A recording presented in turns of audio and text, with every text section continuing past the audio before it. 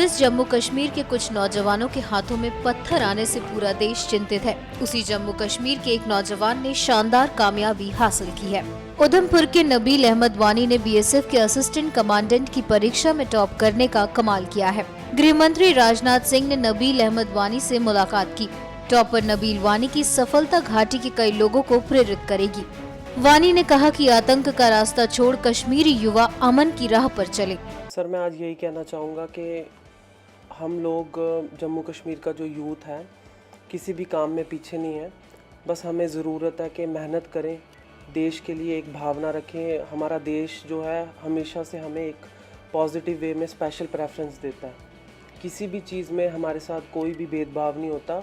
मैं ये कहूँगा कि मुझे हमेशा एक पॉजिटिव वाइब्स मिली ऑल ओवर द कंट्री कि मैं जम्मू कश्मीर का रहने वाला हूँ। मैं ये भी कहूँगा कि आप लोग देख सकते हो सब बच्चे जो जम्मू कश्मीर का जो यूथ है कि मेरा जैसा एक लड़का जो एक normal lower middle class family का बच्चा है और कोई इतने ज़्यादा इकोनॉमिक सोर्सेज भी नहीं है हमारे पास। अगर मैं ऑल इंडिया में आके एग्ज़ाम में मेरे साथ कोई ना कोई पार्शलिटी हुई, ना कोई मेरे साथ भेदभाव हुआ, अगर मुझे इतनी बड़ी जॉब मिल सकती है तो ऐसी कोई चीज़ नहीं है जो हम हासिल नहीं कर सकते। बस हमें एक चीज़ सोच लेनी है कि हमने इस दुनिया पे पेन से आगे बढ़ना है, ना कि हमने किसी और ऐसी एंटी नेशनल एक्टिविटी का पार्ट बनना है। मैं यही कहूँगा कि हमारे देश में बीएसएफ का रोल बहुत ज़्यादा इम्पॉर्टेंट है और हम सबको इससे प्रेरित होना चाहिए और मुझे बहुत गर्व है कि मैं अब इसका पार्ट बनने जा रहा हूँ। जम्मू कश्मीर के जो लड़के पत्थर फेंकते समय चेहरा तक नहीं दिखा सकते, उसी जम्मू कश्मीर का एक लड़का देश के सामने गर्व से सीना उठाकर खड़ा हुआ है। हम बात कर रहे हैं उधमपुर के नबील अहमद वानी की। नबील ने बीएसएफ की असिस्टेंट कमांडेंट की परीक्षा में पूरे देश में टॉप किया है। 61 दिन से अशांत जम्मू कश्मीर में शांति लाने के लिए जिस बीएसएफ की तैनाती करनी पड़ी, उसी बीएसएफ में नबील अफसर है। नबील किसी अमीर परिवार से नहीं आता। सबसे पहले तो मैं आप लोगों को बताना चाहूँगा कि नबील ने हमें बहुत इम्प्रेस किया और जिस इंटरव्यू में ये अपीयर हुए उसका मैं चेयरमैन था और मुझे कहते हुए बड़ी खुशी है कि इनको मैक्सिमम मार्क्स हमने इंटरव्यू में दिए क्योंकि इनकी काबिलियत अपने सब्जेक्ट के बारे में नॉलेज हमें सबसे अच्छी लगी।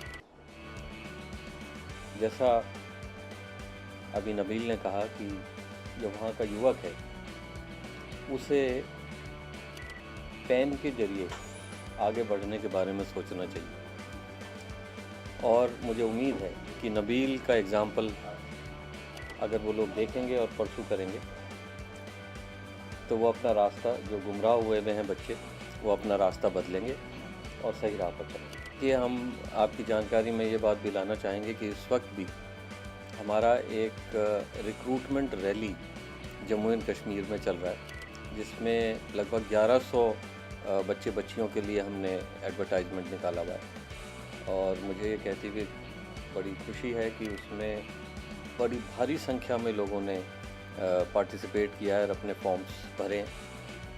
जैसा कि मुझे इस वक्त ध्यान है उनकी फ़िज़िकल स्टैंडर्ड्स की एग्ज़ामिनेशन और फिज़िकल एफिशिएंसी टेस्ट, ये दोनों इस वक्त चल रहे हैं और आने वाले कुछ महीनों में हम ये पूरा करेंगे। तो हमारा ये सतत प्रयास है कि जो युवा है जम्मू एंड कश्मीर का वो देश की मेन स्ट्रीम के साथ जुड़े और आगे बढ़े, प्रोग्रेस करे और जो बच्चे गुमराह हैं वो भी इस ओर आए। हम लोग उनके साथ हैं और अधिक से अधिक कोशिश करेंगे कि बच्चे बीएसएफ को ज्वाइन करें। नबील के पिता जीवित नहीं है। संघर्ष और मुश्किलों से लड़ते हुए नबील ने पूरे देश में टॉप किया। नबील ने पंजाब टेक्निकल यूनिवर्सिटी से बीटेक किया। पिता की मौत के बाद अपनी पढ़ाई भी जारी रखी और नौकरी करके परिवार की परवरिश करता रहा। दिसंबर में पहली बार नौकरी लगी जम्मू कश्मीर में जूनियर इंजीनियर की, लेकिन नबील को सेना या बीएसएफ की नौकरी करनी थी। ऐसे में नबील सच में देश के लिए एक प्रेरणा समान है।